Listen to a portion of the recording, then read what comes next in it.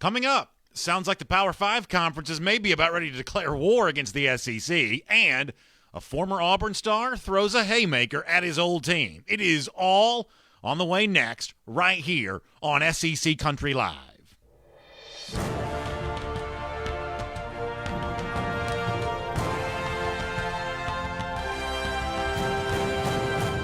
Hello, everyone. Welcome into SEC Country Live. My name is Brandon Adams. So happy to have you with us on the program today in our normal spot every Wednesday, 3 p.m. Eastern Time, talking about the SEC. And obviously, this is a great time of year to be talking about the league because we are getting closer and closer to the start of the upcoming season. A bunch of news to get to with you here today. A couple of treats for you a little bit later on. If you're an Auburn fan, you're going to love this. Former Auburn great Willie Anderson going to stop by, be a part of the program today. Also a four-time Pro Bowler, guy who had a distinguished career in the NFL. He's going to talk to us about the current state of the Tigers, what he thinks about the rest of the SEC.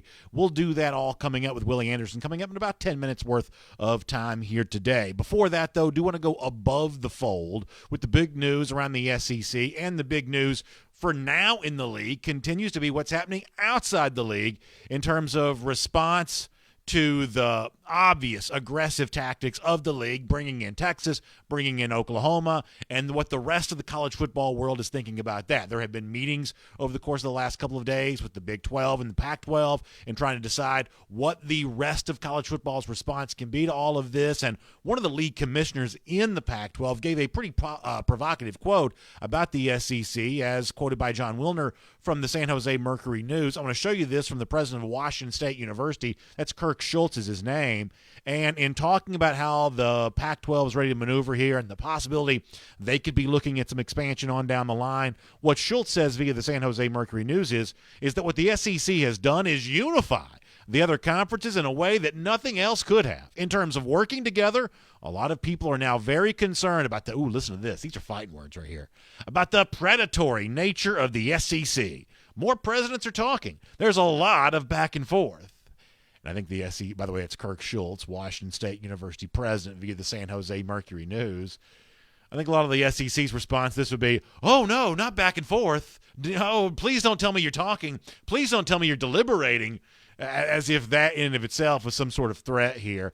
It still does not remain very clear to me what the rest of college football plans to do about the massive and aggressive SEC expansion that we've seen here. And listen, I've told you before, I'm not quite so sure that what the SEC is doing by bringing in Texas and Oklahoma, I'm actually not quite so sure that's really all that good for college football. In a roundabout way, this could end up being bad for the sport long term, and I certainly understand why it's bad for the leagues outside the SEC, and if it's bad enough for them, it could be bad for everybody included there. So I'm not necessarily pro-expansion when it comes to all of this, but I am also not quite so sure that the Big 12 or the Pac-12, the Big 10, the ACC can really do anything to stop that. I mean, the other thing I think you have to say here is that since we've last spoken over the course of a week ago, I think you start to see a little bit of chatter that's out there right now that actually not only will the other leagues not have aggressive response to the SEC's aggression may actually slow down a little bit here too.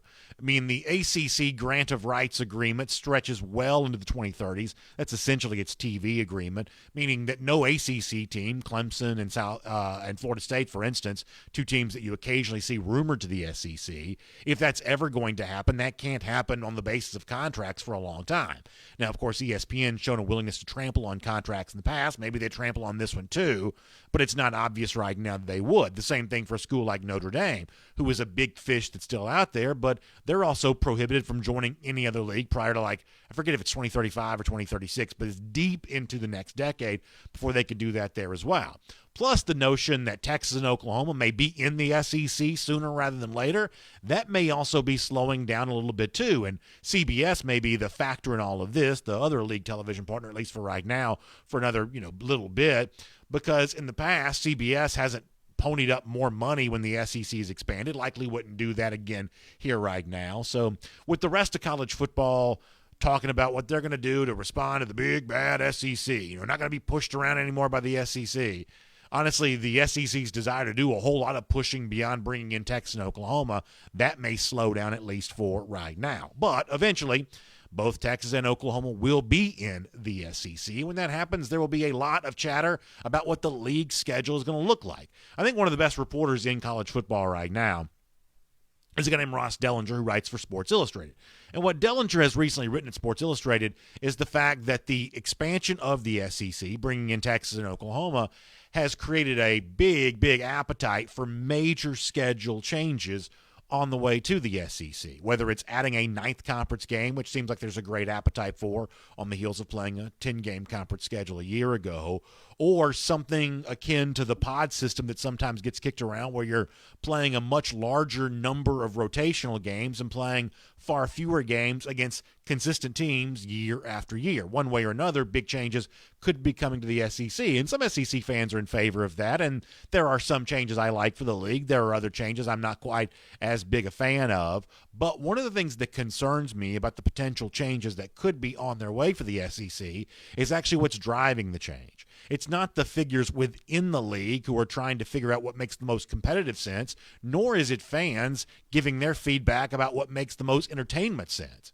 It's ESPN dictating down what makes the most business sense. And frankly, I think that's kind of gross, even if we've all acknowledged that ESPN is the one that runs the sport. The degree to which that they may have full control over what happens with future SEC scheduling, as reported this week by Ross Dellinger at Sports Illustrated, is the kind of thing I think we all ought to be paying attention to. In fact, let me show you this quote on the screen. And those of you listening at podcast, I'll read this for you. So this is an anonymous source from within the league to Sports Illustrated, Ross Dellinger, saying that ESPN's going to drive whatever schedule changes happen. ESPN's going to drive those matchups. If last year taught us anything, college football revolves around television. That's a source from within the league to Ross Dellinger there from Sports Illustrated. And I get this, right? But it's the kind of thing you got to be really careful of as we move into this new world of SEC conference expansion, that the power here is related to those that the power here is related to those who are writing the checks. In other words, if you trust Greg Sankey to run college football, that's one thing. He's the SEC commissioner.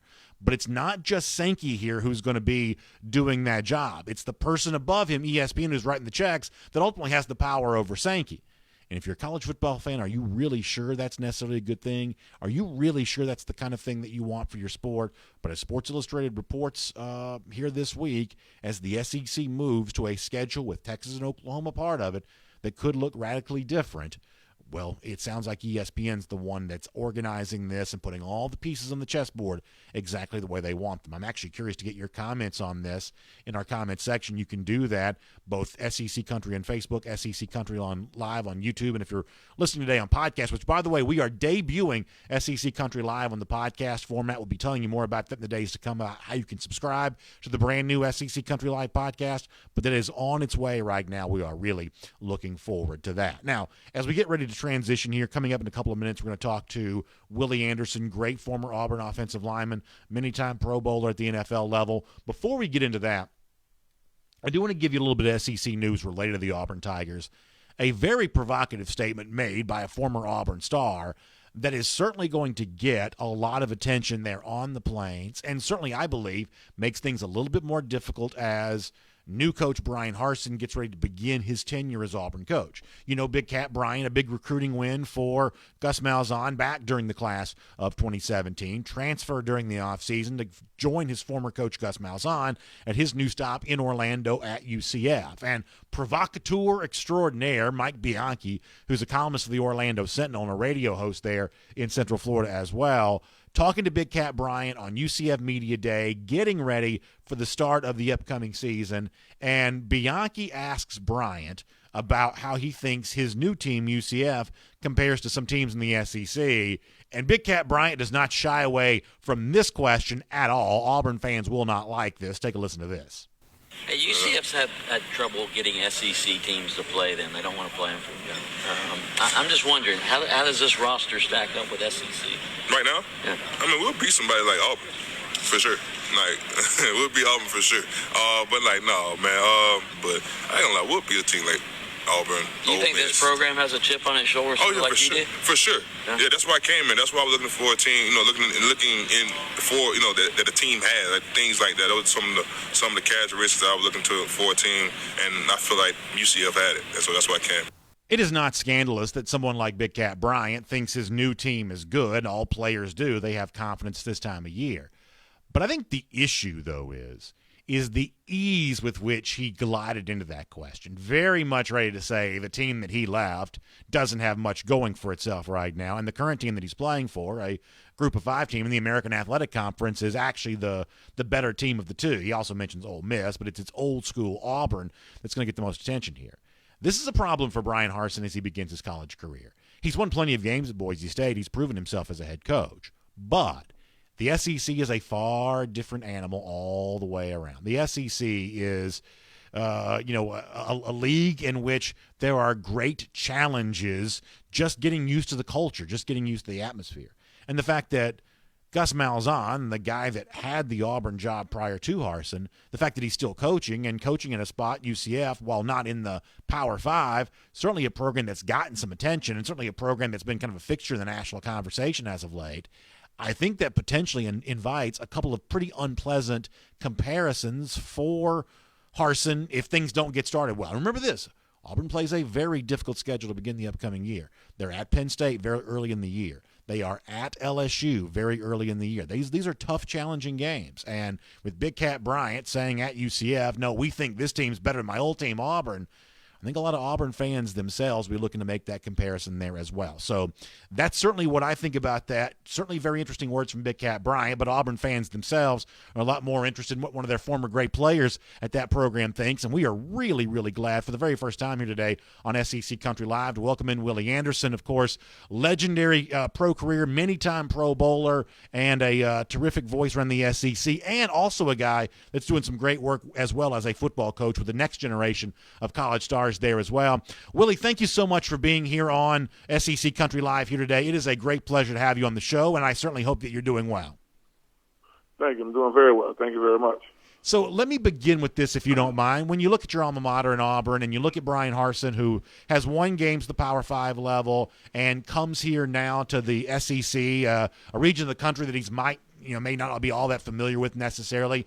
What do you think his outlook for success is right now, and how easily do you think a guy like that can get adjusted here in the SEC?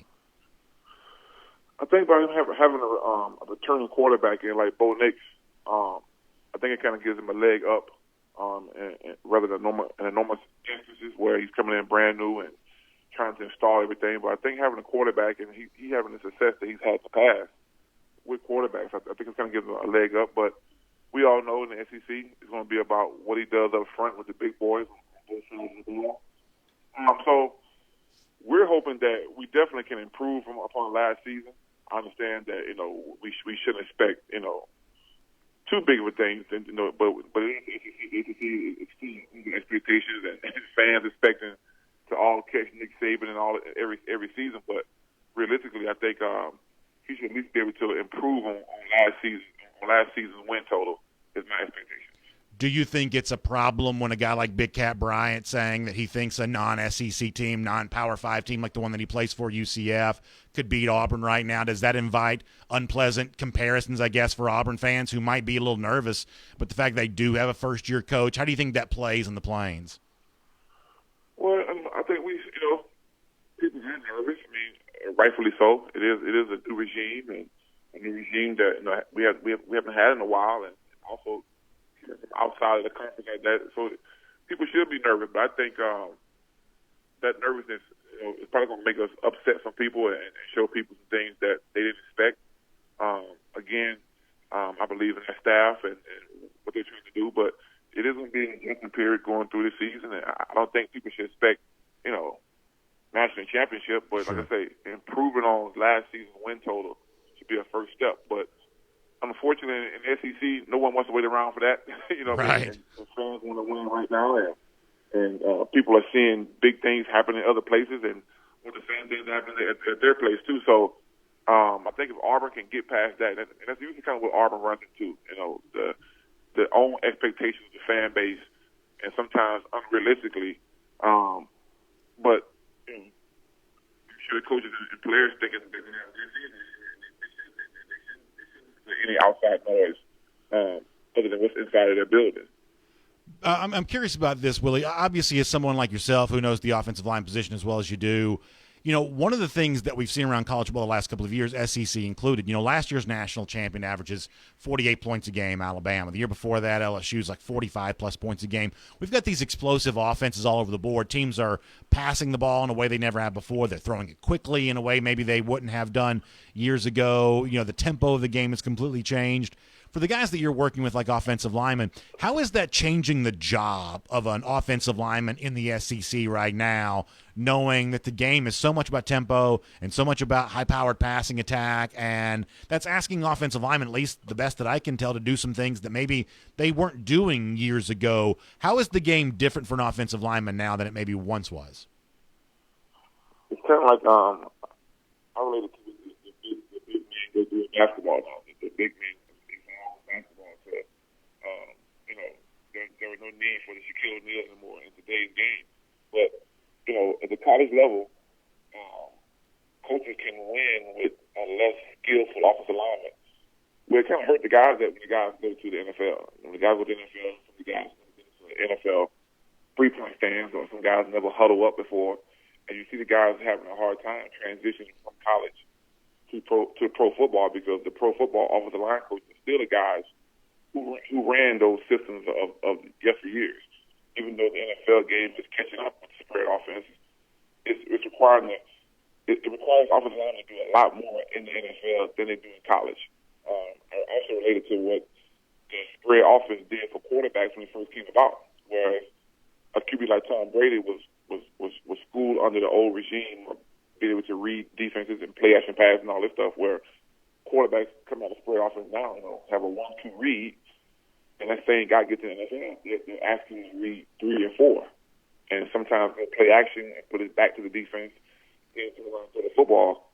Some of those quarterbacks don't have the skill set to do that. And the linemen are having the same problems in the transition from some of these college teams who are doing.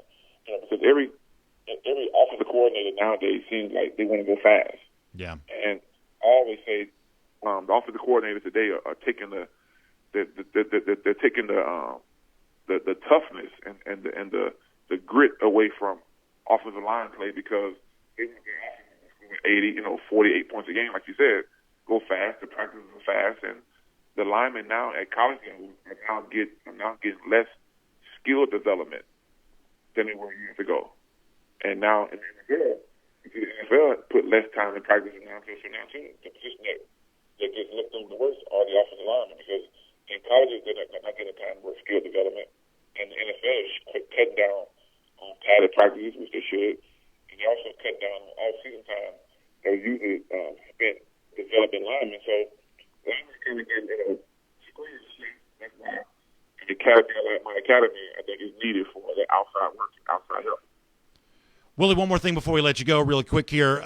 You mentioned the academy and the stuff that you're doing. I know one of the guys you just worked with in suburban Atlanta area, Griffin Scroggs, just made a big pledge to the University of Georgia. This is a guy that has certainly seemingly transformed his body and become a very impressive player in the field. How gratifying is it for you when a guy like that gets a chance to take advantage of a big SEC offer like the one that Georgia extended? And what do you think Dog fans are going to see when they get a chance to see Griffin Scroggs on a field for the Dogs here very soon?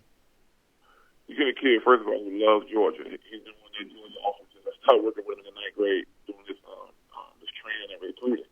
But like you said earlier, he also is a guy who's dedicated to changing his body. Once I told him 2 years ago that he was too big, I said, man, the line position has changed. It's about athleticism and quick, fast guys, which he was a big, quick, fast guy, but I didn't think the college coaches would look at his body.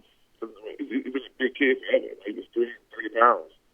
At 15 years old, he was able to do a full body split, like a full ballerina split. Like, wow. So the kid is unbelievably flexible.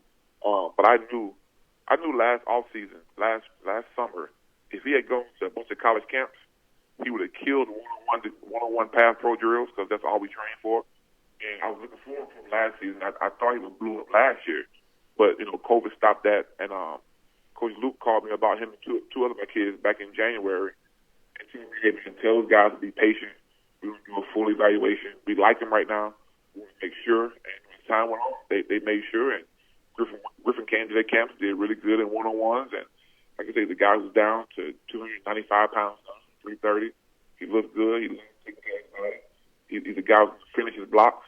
and he's made him do for SEC football. Put it like that. Well, I'll tell you, Willie, it's such a great pleasure to have you here on SEC Country Live here today. Certainly appreciate that, and I know a lot of the Auburn fans love hearing from you as well, plus the rest of your insight on what's happening in the world of football right now. Hope we get a chance to speak to you soon. We really appreciate you being here, and we'll look forward to that chance to have another conversation in the very near future. Thank you, bro. Good stuff there. Willie Anderson, former Auburn great, 4-time Pro Bowler, guy working with that next generation of college offensive linemen. You hear him breaking down the latest UGA commit right there. Really interesting stuff all the way around. And we're just getting started on SEC Country Live here today, off and running pretty quick. We've obviously got a lot of your comments coming up on both Facebook and YouTube. We'll give you a chance to react to everything from today's show. I promise we haven't taken comments yet. We're going to take a bunch of comments before we're done here today. We'll also get in more to the unfortunate news for LSU. What happens now after the Miles Brennan injury? Actually, LSU coach Ed Orgeron has had some pretty specific things to say about that. Obviously, we know this opens the door for Max Johnson as LSU quarterback, but it's how Johnson might be used. Orgeron, speaking to a Baton Rouge radio station here this week, has gone into some pretty specific detail on that. We'll share that with you before we're done. Speaking of quarterback battles around the SEC, Joe Milton also speaks on his arrival there in Knoxville as Tennessee, really the first team around the SEC to get going with practice, well, among the first anyway. We'll talk and let you hear from Joe Milton, the new Tennessee quarterback, before we're all said and done there today there as well. We are very, very busy, in other words, with everything going on around the SEC. And, of course, a lot of you like all this information because it gives you a chance to start getting your mind together for the bets you want to make this upcoming season. And as we've been telling you here on SEC Country Live, when you're thinking about placing those bets for the upcoming year, we want you to think about BetUS. They've got a great, great incentive, great, great bonus for those who are listening to SEC Country Live here right now. And to tell us more about that and to talk about some of the gambling landscape around the SEC right now, let's get ready to say hello to our buddy Barry Barger. Barry, welcome back here to SEC Country Live. Hope you're doing well. And I know you're just like the rest of us, chomping at the bit to get ready to bet on some football here, really coming up very soon. And for a lot of weeks after that, all the way through the year, football betting is almost upon us, is it not? Oh, it's here. I mean, we've got everything going. It's exciting time. With NFL starting tomorrow night with the That's NFL right. Hall of Fame game, preseason anyway, it's a good time. And with the futures, with NCAA, we've got, the games, total over-unders on all these games. We've got who's going to win the championship, who's going to win the divisions, the conferences. All that stuff's up. And first-week lines on all the games are up, too. So, and the first week, it opens up. That first week's kind of a half week, I guess, whatever, Right. but it's pretty stacked, and then we're going to pull the following week. But right now, there's a bunch of availability. And truthfully, like if you know your local teams, if you know the teams they bet on in the situations, this is actually a chance to get good odds on that because Sure. they're still adjusting. Right. And like a lot of the big moves haven't happened yet because people are waiting, and guys are still getting information, seeing what happens in their camps, and it is out there. It is out there to get because there are some lines from now till 2 weeks from now. They'll be a lot different. So if you know something, have some good information or thoughts, it's a good time to take advantage of those, really, and take a look at them. And, of course, BetUS. They're out there. And, of course, BetUS is America's favorite sports book. They've been serving clients for more than 25 years, and they've got a great offer for you there as well. I'll show this to you on the screen again. When you go to BetUS.com and use the promo code SEC125, that's SEC125, could not be any more simpler than that. You can receive a 125% bonus on your initial deposit. That is great, great savings. Obviously, all kinds of great player perks there. The loyalty program, legendary when it comes to what BetUS is providing, and that's what they're certainly famous for. And so, Barry, with all of that in mind, with the chance to start placing some of these bets, and you used a phrase that I love, not just those week one odds, which we're certainly looking ahead to, but some of those futures odds, action you can get down right now, over-unders. I've always enjoyed season win totals, and I kind of want to give you some of the ones that I like, and I want you to tell me if you think this makes some sense or not. And I guess I'll start with the overs here, and you can kind of tell me if you feel like that we're kind of on the same page here for a moment. I have 3 overs in the league that I like. Some of the the real high numbers are probably stay away from me, but I'll go in descending order here for a moment. I like Texas A&M at 9.5. I think that 9.5 is way too low for the Aggies right now. This is a team that could have been in the playoff a year ago. Jimbo Fisher's a national championship winning coach. I think the Aggies have arrived. I think 9.5, that gives you a chance to lose to Alabama, but still virtually run the table elsewhere, and I think A&M is good enough to do that. I love them over 9.5. I also like the over of LSU over 8.5, and a Missouri team that a year ago was actually better than a lot of folks thought they'd be year one with Eli Drinkwitz. Their number at BetUS right now is at just 7. To me, that's a pretty easy over in what is a relatively soft SEC East. So those are my overs. A&M 9.5, LSU 8.5, Missouri at 7. Barry, what do you think of those? Right. You know what? And I like the so LSU. Now there's one that a lot of people aren't going to get because of last year, Right. So last year, were they 5-5, I think, and so they won't get the bets. So you're right now, especially like this time of season, you're getting a better line on a team like that because the public is going off, lame information. Like last season, they were 5-5. That's an under. It's the public likes them at overs, but in something like this, they aren't going to do the research. So because of all that weighted money, you are getting a skewed line. Truthfully, that should probably be 9.5, because the adjustments haven't happened yet. And you can look at this. And obviously, last year was a big time letdown. I mean, obviously, but they got two good options at quarterback there. Right. They've got Brennan and anyway. So LSU's a great one. Missouri, that's 7. It was surprising, when I saw this list, I was like, wow, is it really that low? I had to double check it to tell you the truth, because as you say, and A&M's the only one worries me a little about those, just because it's such a high total, and at 9.5, you think they will. But that one's almost – the first two I'm a little more sure of, because at A&M it's almost like a coin flip. Are they going to get 10? Are they going to get 9? Right. I just don't – so that's where I'm sitting on that. The LSU one is probably my favorite. You got to go with history on a lot of these teams too, and they bounce back strong off of bad seasons or off of misfortunes. A lot of times is what it is, and like I say, in next show when we do this, I'm going to have some the public where their money is. I like because that. A lot of times, it's cool. I'll be able to get you guys inside information, all your listeners, because then say the public's on this side, but the money's on this side, so that tells you wise money's on this side. It's a really good way to win money is when you know this kind of stuff. And I got the green light to share that with you guys every week.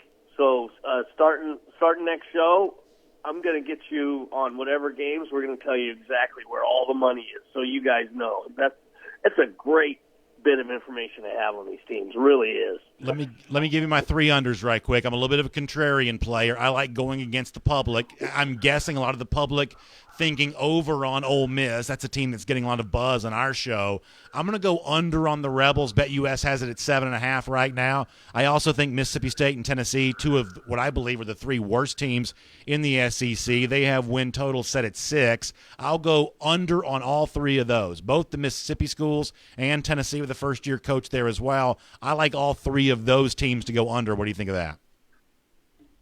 Well, I think you don't like Mississippi. Is what it sounds like. Did you have a bad experience in the state? What happened? What happened over there? Sometimes you got to go against the grain. I've got my own. I have my own biases too. It's hard for me. But anyway, what about Southern Mississippi? Do you like them? I know they're not in. I'm not sure what their win total is. I'll have to examine that. Just we'll have it next time. They're not in there anyway.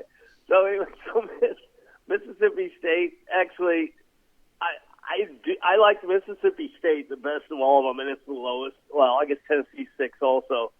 But Mississippi State is just horrible offense. Yeah. I mean, like, they're coming off this, one of the worst possible years you could have, and one of the worst pass defenses. And I don't know how you win with those two things. And I just don't see, obviously they're going to try to improve whatever areas from last year to this year, but I don't see them winning over half their games. It just doesn't make sense to me, not in this league. No, how are you going to do that? You got to really be strong to win 7 games. You have to be one of the best. So I think 5-4. It's low single digits on Mississippi State. Ole Miss. I hate to like any of the Mississippi teams because you're probably not going to like me anymore. But Ole Miss is the one that I have a little bit of a problem with on this one, and that's only because they've got a pretty balanced offense. At least they're coming off the year with balanced offense. They were third in offense last year. So with that kind of and their defense was bad. So I guess that's just that the overs in their games every game. Some teams can score a lot, but they get scored on a lot. So that was like, but I don't think that they are. I don't think that Ole Miss. I don't think that. Tennessee. I think Ole Miss. Jesus, too many Mississippis you got me on here, man. Missouri, Mississippi, State. Anyway, so Ole Miss, that's the only one I have a problem with. Tennessee, I just don't see that the Volunteers are going to volunteer anything good for the better this year. Well, Barry, they don't have Peyton Manning anymore. So that is certainly true. Barry, it's certainly great to have. Certainly great to have in the program here today. Let's remind folks one more time that when you're thinking about their own opinions about these games, whether it be week 1 or, as you said, Hall of Fame game coming up in pro football, a whole bunch of preseason action, all the other sports there as well. That's what folks need to understand. The entire ticket, the entire card is available for you there at BetUS. All the action happening all summer long, leading to the start of the season. It's all right there for you. They've been serving customers well for more than 25 years. It's America's favorite sports book. It is BetUS, and if you go to BetUS.com, use the promo code SEC125, you're going to receive a 125% bonus on your initial deposit. That's something, Barry, that certainly makes everybody a winner.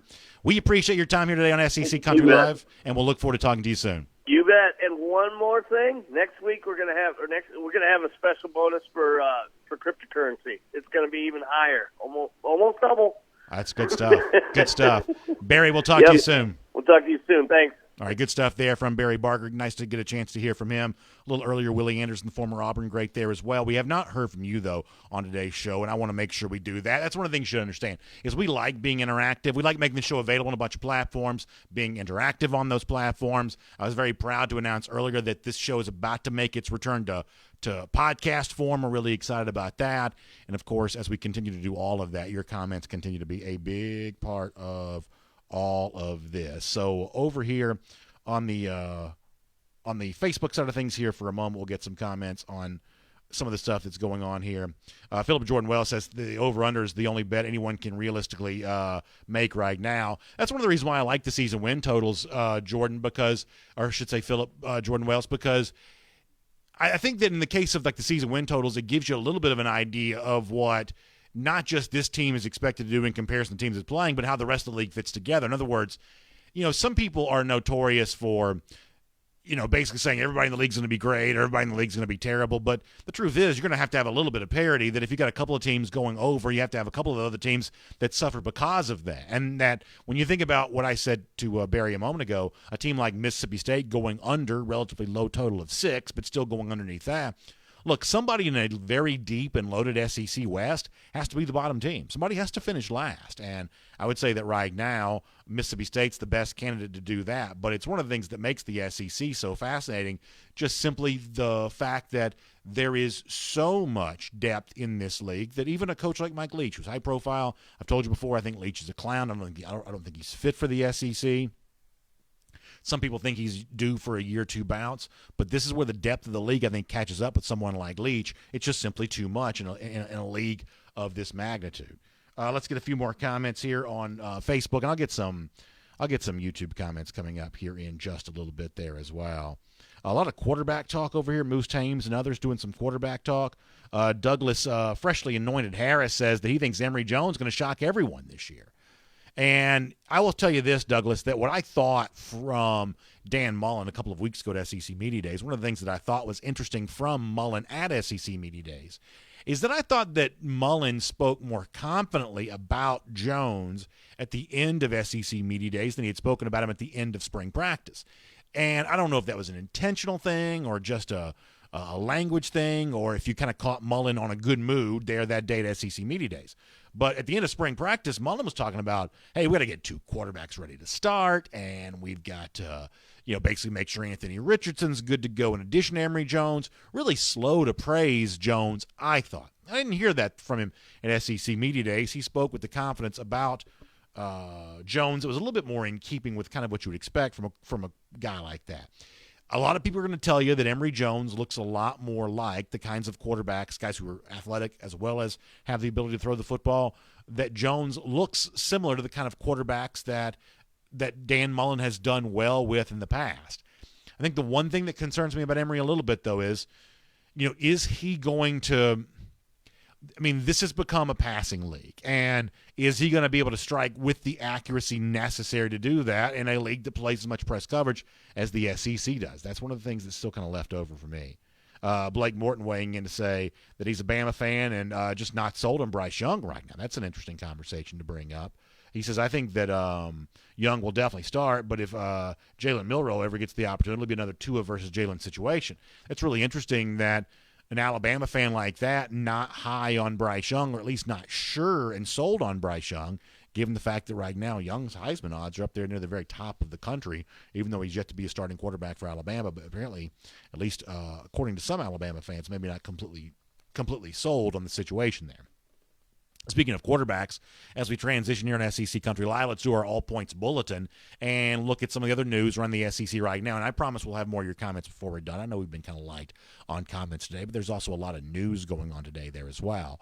And some of it not good news coming out of Baton Rouge, where, as many of you are aware, a little earlier this week, LSU quarterback Miles Brennan suffered an injury that's going to cause him. He's already had surgery. He's going to be out for the upcoming season. And now you start to think about when, if ever, do you see Miles Brennan back in an LSU uniform again, looking to have a chance to be the LSU starting quarterback. Ed Orgeron made an appearance on the ESPN radio affiliate in Baton Rouge, as he does each and every week. This is T-Bob Hebert and Jacob Hester's show over there in Baton Rouge. And Orgeron, really in his first public statements about what went down with the Miles Brennan injury, talked about exactly what happened and what Brennan and his family, their mindset as they approach the injury recovery. Let you hear Ed Orgeron from Baton Rouge Radio with T-Bob and Jacob Hester talking about the Miles Brennan injury. Yeah, very unfortunate. Miles was competing, was fighting to be the starting quarterback at LSU, fought back, had a great spring, had a great summer, had an unfortunate accident. He's getting operated this morning. Our prayers are with Miles and his family. It was tough. His dad and his mom took it hard. I'm sure Miles took it hard. I didn't get to talk to him yet. I called him yesterday, but I'm sure he was very upset. Yeah. But we're going to follow him all the way through this. The first thing that Miles' family is such a competitor, the first thing they want to know is eligibility left. When's the timeline for him to come back? When can he compete to come back and finish his career at LSU? And you got to appreciate that. So interesting stuff there from Ed Orgeron talking about the Miles Brennan injury, and also addressing now the obvious fact that as you transition from Brennan, who was competing to potentially start. Now, I've told you before that I thought Max Johnson was going to emerge as the LSU starting quarterback, but Brennan would have been a part of that competition, and Ed Orgeron has said that many times. In addition to that, it's the job now that belongs to the other guy who we saw a lot last year, Max Johnson. But listen to, though, what Orgeron tells the Baton Rouge ESPN radio affiliate on the T-Bob Hebert and Jacob Hester show about what this could potentially mean for Max Johnson and the way in which LSU has to approach games with him as the starter with Brennan no longer available. This is pretty good stuff from Ed Orgeron. Hear this again. Well, obviously, Max is going to be our starter. He's got to have a great camp. The depth chart is there, and he knows he's got to perform. But I believe in Max, just like I believe in Miles. And I think we got us a great quarterback, a great championship quarterback. Garrett's going to have to step up. Garrett's a very talented young man. I'm glad we got him. And, he just got to learn the offense, step up, and be able to take care of the football. He had some unfortunate picks in the spring, but I know he's going to get better with experience. And then Matt O'Dowd. I'm glad we got a walk-on quarterback. He becomes a third-string quarterback. But we got to keep Max healthy. That's going to be the key. So he says you got to keep Max Johnson healthy. That's going to be the key. That led the two former LSU players host the radio show, T-Bob Hebert and Jacob Hester. They were having a conversation of, well, does that mean that you can't run Max Johnson around too much? Does that mean you have to keep him in the pocket more and not let him get out and get in risk of being hit and knocked out of the game? Because while Garrett Nussmeier, the former elite recruit waiting the wings, is a pretty impressive prospect, he's the guy that has not played before, and Orgeron made it pretty clear during spring practice that was not ready to be the LSU starter. If he's now your backup, someone that you've previously admitted is not quite ready to play as of yet, does that mean you have to be more careful with Max Johnson in terms of how you build an offense around him than you otherwise would? And listen, this is one of the things you like about Ed Orgeron, in the fact that he doesn't really like sugarcoat and BS a bunch. He kind of takes certain questions head on. He's willing to answer them, and he didn't deny that premise that you do now have to be more careful with Johnson because of the Brennan injury. I actually find this to be pretty interesting. Here is Ed Orgeron one more time. It reminds me of 18 again, when we had Joe Burrow and Miles Brennan. And we only had two quarterbacks on scholarship, and we did very well. There's some things that Max does very well. Extend plays with his feet. We're going to let him do those things. There are some things that we can do, some things that we can't do. We're going to see, but we have to be careful on how we use him, no question. Have to be careful how we use him, no question about that. If I was an LSU fan, I think that would make me a little bit nervous. But the fact that Ed Orgeron is clearly living in reality, that might actually make me feel pretty good about this. The truth is that, you heard me say this to Barry Barker from BetUS a moment ago, that, LSU is one of my over teams. I like them going over 8.5. And I don't think that the Brennan injury changes that much for me because I thought that Max Johnson was the starting quarterback for this team anyway. And had Johnson gotten hurt and was not going to be able to, fulfill his duties as LSU starting quarterback, I'm not quite so sure I thought that, Miles Brennan would lead them to the kind of season that Johnson was capable of leading them to. So, a lot of this was going to be injury dependent on Max Johnson staying healthy as it is. So the Brennan injury, even though he's a well-known name and the kind of guy that Orgeron said a moment ago was competing for the starting job all the way back in 2018, at this particular point, I still think that LSU is probably in good hands with Max Johnson. I hate that Brennan got hurt. That stinks for him, and obviously, he's dealt with more than his fair share of that. I'm sure he feels a little bit snake-bitten.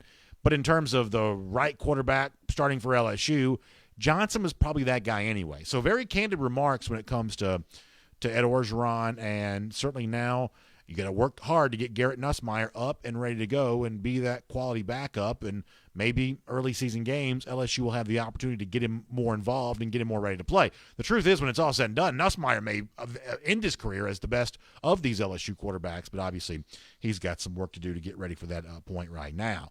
Let's keep our APB going here on SEC Country Live. And let's talk about the Tennessee quarterback situation for a moment. Tennessee actually began its practices for the upcoming season on Tuesday. They play on the first Thursday night of the year, so that gives them a chance to start their practice a little earlier than most of the teams around the SEC. And we know there are 4 quarterbacks currently right now competing for the Tennessee quarterback job. Guys who've been there, like Brian Maurer and Harrison Bailey, and a couple of high-profile transfers that have just arrived. Hendon Hooker, the former Virginia Tech starter, got a lot of attention at one point in time during the offseason when he chose the Vols. But in the aftermath of that, it's the latest arrival that's getting some attention now. Joe Milton, at one point in time, anointed as the next great thing at Michigan. Ultimately, that didn't end up being true. But now at Tennessee and trying to battle it out in this battle royale of signal callers for the Vols, Upon his start, his debut on the Tennessee practice fields, Joe Milton did meet with some reporters here this week talking about his comfort with the Tennessee program, what it feels like to get started with his very first practice for the Vols, and why it was that he chose Tennessee to begin with. This is Joe Milton here. Pretty interesting stuff from the new Tennessee quarterback. I feel great. It's a great program. We got great coaches now. And it's a new transition for me because, that was my first time transferring and my last time transferring. So it's new. I adjusted well, though. I love my teammates. What about Tennessee sort of stuck out to you? The program itself, and also Coach Heupel and the offense and the staff that he brings here. Just like the speed and space. That's pretty much my offense, my style of play. There is something that Milton says at the end of that clip there that I think Tennessee fans hope they get a chance to hear for a long time to come. That he liked the idea to play in the Josh Heupel offense, that speed and space description that Milton gives that. And I'm not quite so sure that Heupel offense is necessarily much of an established brand on the recruiting trail right now. The honest truth is, I think that Josh Heupel is a coach below the caliber of what Tennessee should have as its head coach. I don't think that he's up to this job. I don't think he's well credentialed enough to be at a program that's trying to resurrect itself and once again be a contender and a competitor alongside Alabama third Saturday in October and the rest of the SEC the other Saturdays beyond that. I don't think Heupel's up to this task. You can look at him and tell he simply doesn't look like the kind of coach that would win at a place like Tennessee. However, the one thing I'll give him plenty of credit for is when he was offensive coordinator at Missouri a couple of years ago, I thought he was a really pretty effective play caller, and I do think he's a pretty sharp offensive mind. He was certainly a great quarterback when he played at Oklahoma on a national championship team for Bob Stoops back at the turn of the century. And I think the job he's got to do, and I respect the Tennessee writers who've talked about this during the offseason, he's got to show that offensive firepower on the field. I don't think Tennessee's going to win very many games this year. I think they're one of the three worst teams in the SEC. But if you can score points and the offense that Joe Milton said he left Ann Arbor, Michigan to come play for down here in SEC country, if you can show that offense on the field, even games that you lose, all of a sudden it becomes a brand that Tennessee can take into the off season for future recruiting classes. But for now, I'm not sure that prospective recruits even know who Josh Heupel is, much less know him as an offensive mastermind, someone that's capable of dialing up points. He's got to show that in Tennessee. Even if it's a losing season, can you be fun? Can you be entertaining? Can you light up the scoreboard there at Neyland Stadium? This may be one of those years that sets the stage for future years, and a guy like Milton saying, I came to Tennessee because I want to play in the Josh Heupel offense may be a part of that, even if the real answer is he came to Tennessee because he looked at the quarterback situation that he thought was wide open and was ripe for the taking. I still say, if I was a Vols fan, I'm rooting for Harrison Bailey to win this job. That's a guy that you recruited. That's a guy that could have left. That's a guy that played at a very high level in suburban Atlanta high school in kind of the heart of SEC country. You want to build your program, build it with a guy who chose Tennessee out of high school. Lean on Harrison Bailey. Let him be the face of your program. Let him be the bedrock that you add pieces around to for future years. If you go short-term fix with a guy like even Hooker or Milton, I think ultimately that is probably Tennessee making a mistake. All right, next topic here on SEC Country Live, and, I hate to bring this up. It's like one of those things that's like, first of all, we try to have a good time around here and have some fun, and we also try to still veer very far away from anything that has the whiff of being anything political whatsoever, but this is one of those moments in which I think honesty compels me to admit that there is a little bit of COVID talk around the SEC again. There was, a columnist for AL.com that was talking about folks who take it seriously, that I think Josh Moon's his name, that the season in terms of full capacity for fans could be in jeopardy because of rising COVID numbers. Well, obviously we respect all that. We want people to stay healthy and safe and do everything they can to make sure that that's true for them. But we're also really excited about the season, and anything that kind of goes the other direction is a little bit of a buzzkill. I won't deny that. Cecil Hurt's a longtime columnist for the Tuscaloosa News, and he recently had a chance to interview Alabama Athletic Director Greg Byrne. And the question to Byrne in the interview basically was, can you guarantee, you've said you expect to be at full capacity at Bryant-Denny Stadium here later on this fall, but can you guarantee that's going to be the case? In other words, are you sure now it is full stadiums there at Bryant-Denny come September? Let me show you the quote here from Byrne via the Tuscaloosa News on this. He says, we have not had any serious discussions about reducing capacity, and We like to keep it that way, Greg Byrne says.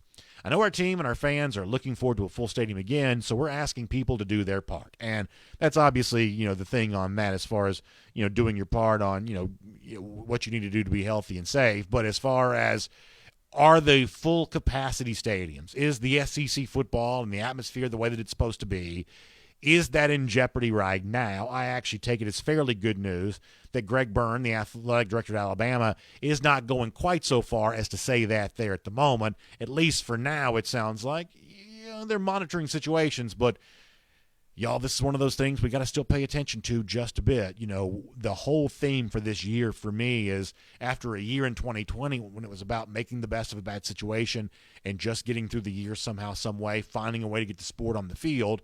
This year for me is more about can you get back to normal and can you make this feel like what 2019 felt like in every year of my lifetime prior to that. And I think it still remains to be seen if that's going to be the case and if that's going to be true. But Greg Byrne at least striking a somewhat hopeful tone there in the pages of the Tuscaloosa News. We'll pay very close attention to that. I got more of your comments here coming up in just a moment. Before that, though, let me give a shout-out to my friends at Ole Miss. I guess was a little hard on them earlier, saying that I believe they are under the 7.5 at BetUS for their season win total, but I'll give them a little bit of love right now. ESPN recently ranking Oxford, Mississippi, the town that houses Ole Miss, as the number one college town in America. Let me show you this tweet. The Grove is an unbelievable game day atmosphere, it says, and it ranks it as the number one college town. And look, SEC fans all think their school has the number one town, and they'll argue and fight you over that tooth and nail. Here's the one thing I will say about Oxford, Mississippi, though. Oxford does have a pretty well-established, to use a phrase I've used already in the show, their brand is fairly well known. I remember back in 2014 when ESPN College Game Day went to Ole Miss for the first time, and you had, Lee Corso and Reese Davis and all the guys in the show. They were kind of dressed up in their kind of Ole Miss finery, the way that the fans are kind of famous for getting, suits and ties and, chandeliers to the tailgate and all the kind of fancy tailgating that Ole Miss is kind of known for. Clearly ESPN was very well aware of that and kind of played that up when they were at Ole Miss a few years ago, which I thought was pretty good there. So is Oxford, Mississippi the number one college town in America? Is it the very best of them all? I would say it's certainly a very good one, and it's one of the reasons why the SEC is as beloved as it is because of the real college town vibe that exists in places like Oxford. So good for the Ole Miss folks getting a little love there from ESPN. I know they were pretty happy to see all of that. We got a really funny SEC LOL. We'll close with that in just a minute on today's show, but I do want to kind of get more into some of the comments. I'll do Facebook here for a moment, and we'll get to talking about some of the stuff that y'all are reacting to, and then we'll get ready to move on and do an SEC LOL and get ready to wrap up for today. Blake Morton weighs in to say, I know it's way too early, but do you think the Alabama wide receiver Ajayi Hall could be the second coming of Julio Jones? Here's the one thing, Blake, I will say, is that I have heard very, very good things about Ajayi Hall.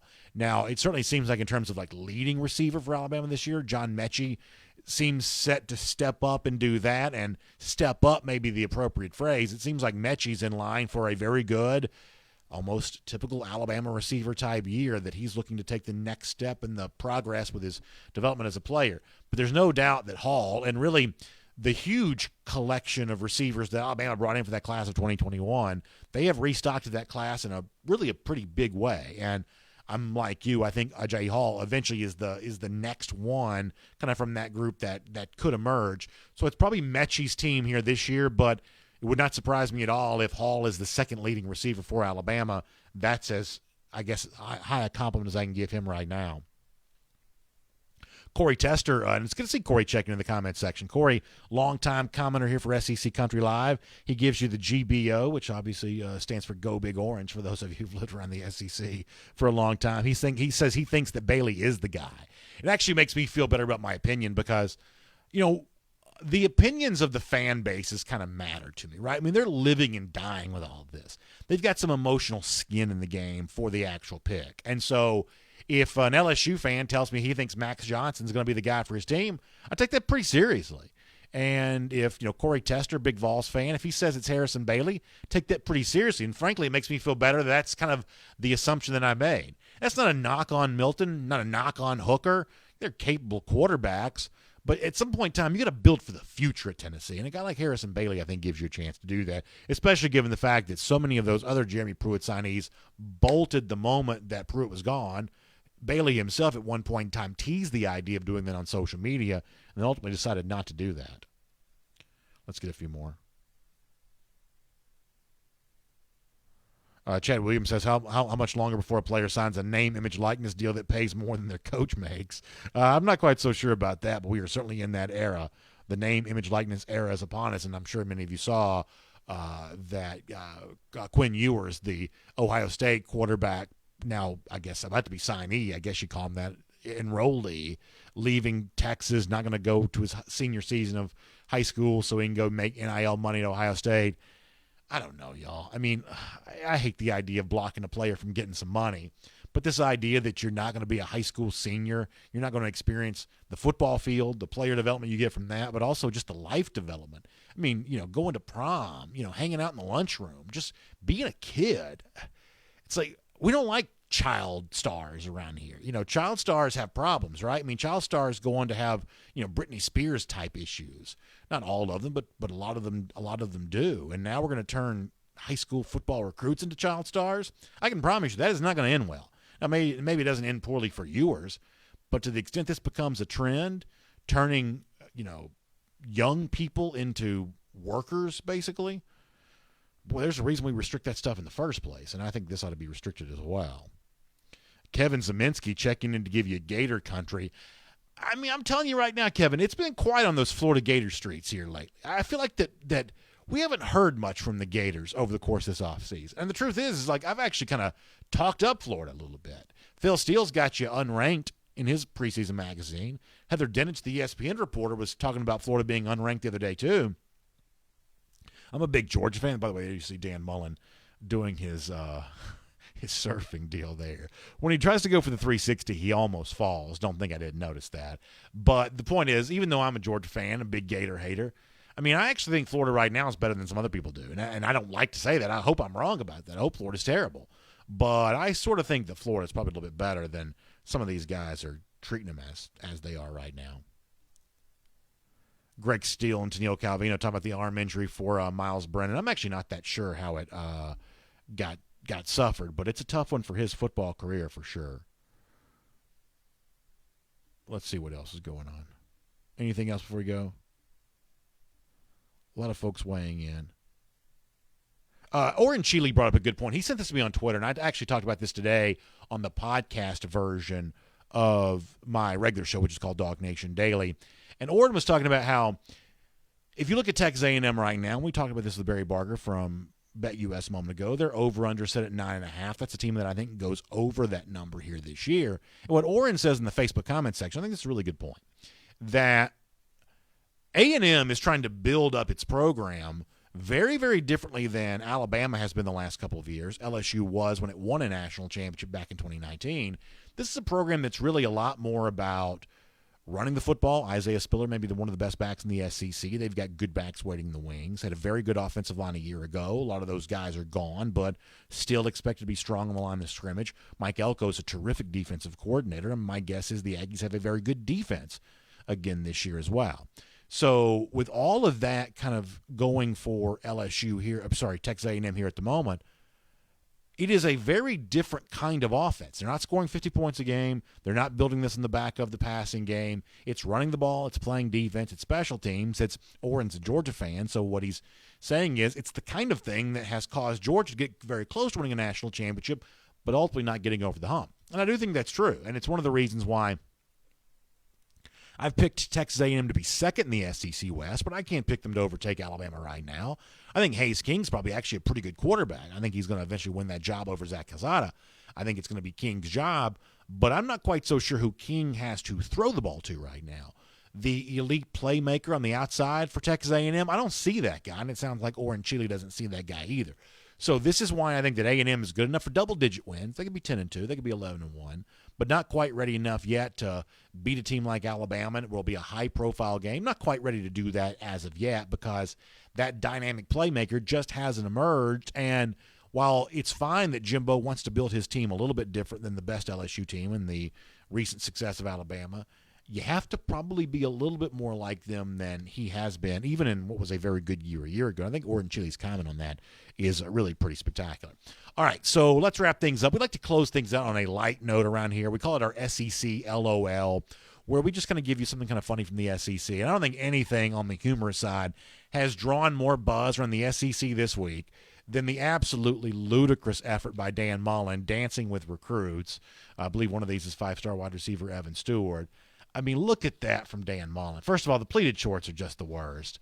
The cruise ship dad dancing. I mean, this is just. I mean, the white what is that the white man overbite, the white guy overbite thing as he's dancing here. This is not good from Dan Mullen, and SEC fans have been mocking this ever since. Of course, the people that I talk to on my morning show, Dog Nation Daily, Georgia fans have been having some fun with this there too. Our buddy Forestry Dog, who is no fan of Dan Mullen, he has taken his own spin on the video. Look what he does in terms of. You got the Dan Mullen clown. Can we take the lower third off for a second so people can see the clown shoes? Can we do that? You get the clown shoes. You get the clown face. Forestry Dog is really very good at this kind of stuff.